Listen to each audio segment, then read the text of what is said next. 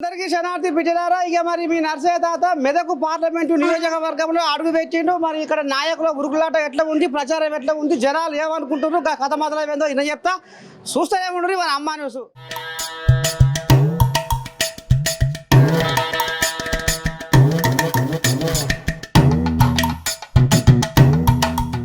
ఎవరు పెద్ద మనిషి జీడిపెట్ల ఎట్టట్టు సంసారం జీడిపెట్లేదు సంసారం ఎట్టట్టుందే అంత బాగుంది.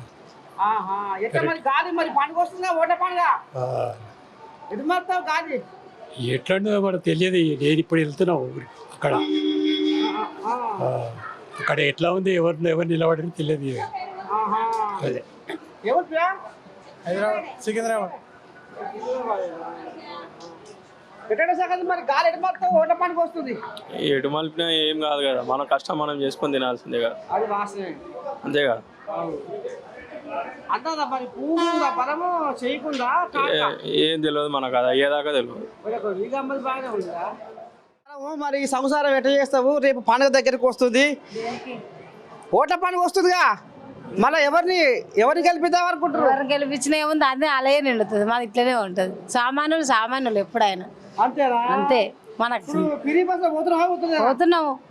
పోతున్నాం ఫ్రీ బస్ అయితే వాడుతున్నాం కదా. ఎట్లా మరి కాంగ్రెస్ ప్రభుత్వం వచ్చినా మంచిగా అనిపిస్తుందా?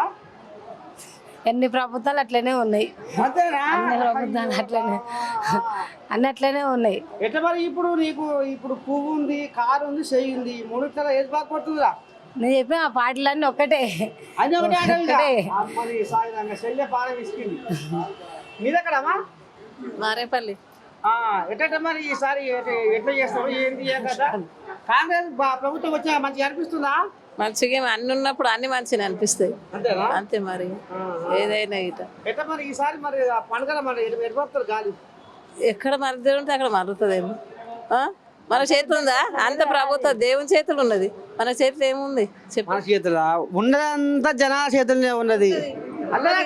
ఉన్నది కానీ ఉన్న జనాల చేతుల్లో ఉన్నది కానీ ఏది మంచిగా అనిపిస్తుంది అదే మంచిగా అనిపిస్తుంది.